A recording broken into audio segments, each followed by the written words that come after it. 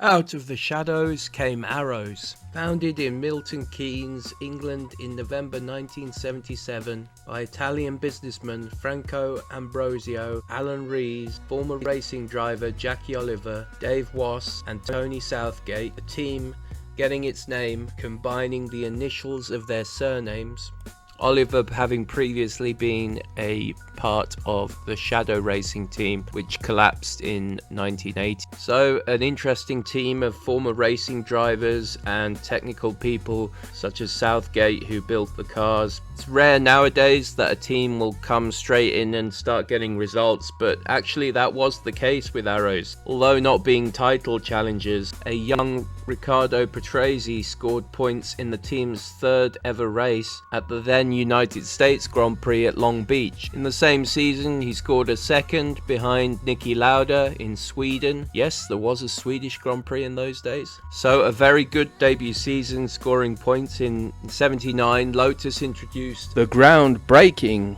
ground effect car, technology that soon became commonplace. And Southgate of Arrows was inspired by this, and the A2 was similar. However, unlike the Lotus, it was a poor performer and was soon dropped. The 80s and 90s were definitely a heyday for Arrows as a midfield team that would often come through and get good points finishes, however, struggling really to move out of that midfield.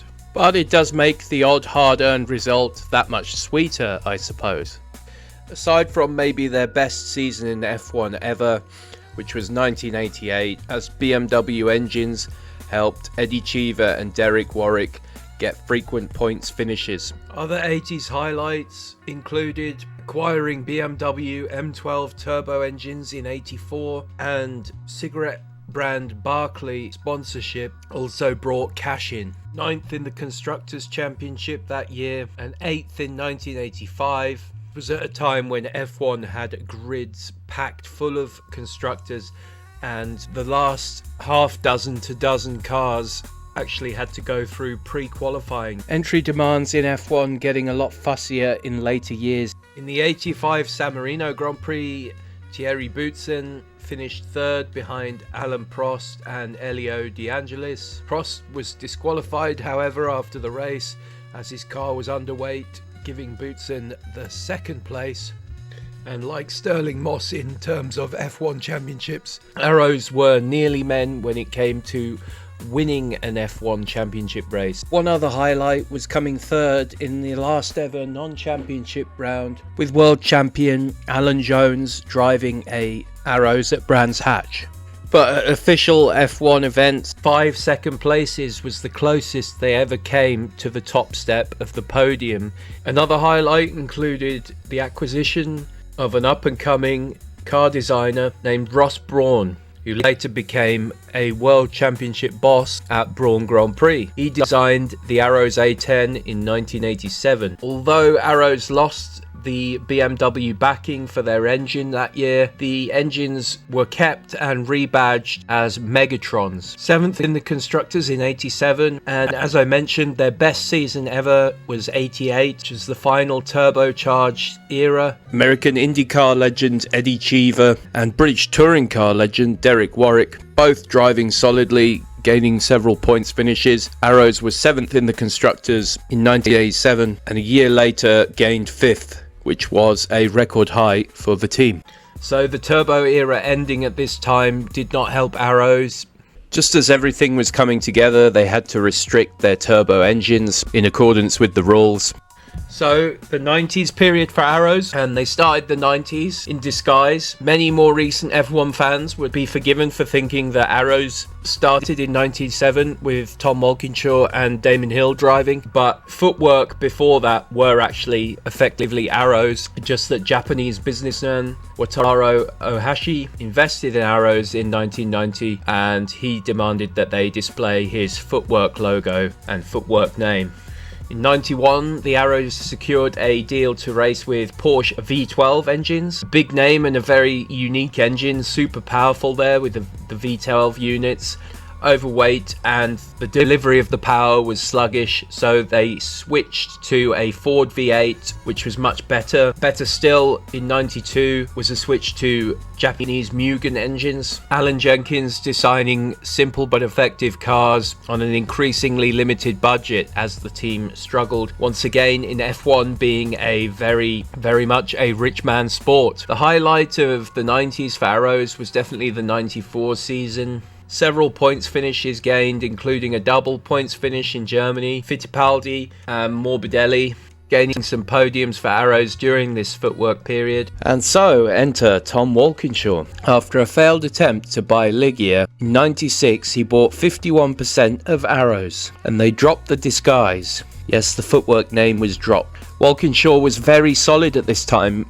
His team, TWR, had World Sports Car Championships with Jaguar. Walkinshaw had helped Michael Schumacher win the first title at Benetton, the Holden Racing team in Australia, and the Volvo team in British touring cars, which saw great success with Rickard Rydell. However, this is trying to win everything as a boss of an F1 team, and despite success elsewhere, this is probably one of the hardest things you can try in motorsport. But try he did. Walkinshaw brought in Damon Hill and Pedro Diniz to pay for Hill's wages and other things, as Arrows throughout its history was struggling financially, so a pay driver was always welcome.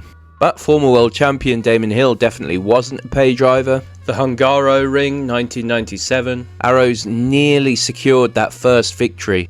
More post-Williams Hill heroics, as from third on the grid he passed Schumacher to take first place. A slight fault with the car sadly and painfully meant Hill was just overtaken on the last lap, pipped to the post, but he still managed to finish second, one of 5 throughout Arrows history, the nearly men. So entering 99, Arrows was strapped for cash and with decidedly average engines. Enter Nigerian businessman Malik Ado Ibrahim, who bought a 25% stake in the company and brought in his T- brand. There was a business idea behind this, but in the end it was poorly executed, and T- only amounted to a bunch of mysterious letters on the side of the car. Just 1 point the whole 99 season, as they struggled at the back with only Minardi for company. But just as things were looking dark in 2000, an unexpected return to form for Arrows, all thanks to a Supertech engine, which was a rebadged Renault engine. A lot of the personnel involved in that were linked to Red Bull's later success. The Arrows A21 of the 2000 season recorded the best straight line speeds around the circuits, meaning it was actually the quickest car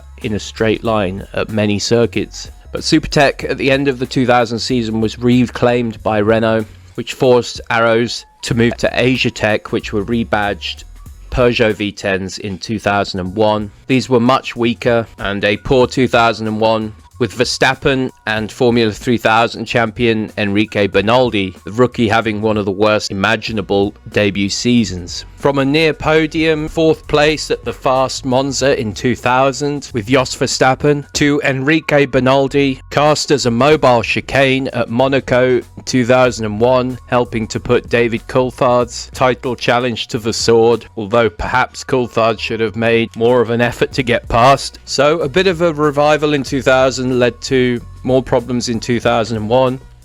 In 2002, Walkinshaw did secure Cosworth V10s, but it was too little too late, and soon Arrows ran out of money completely. This might not have been the end, as Craig Pollock, who had fallen out with BAR, made an offer for the team, but it wasn't to be, and that was the end of Arrows. 24 years though, and I believe they achieved a lot and put on a proud showing for a British team with a shoestring budget, scoring so many World Championship points over the years. These teams probably have to work harder than those above them. I certainly remember the black and orange cars from the late 90s as being a fun midfield runner, and that incredible straight line speed in 2000, perhaps partly what led to Verstappen crashing into the back of Montoya's Williams at Brazil. Good memories, but F1 money is very much the god of F1, and that was demonstrated perfectly in Arrow's struggles.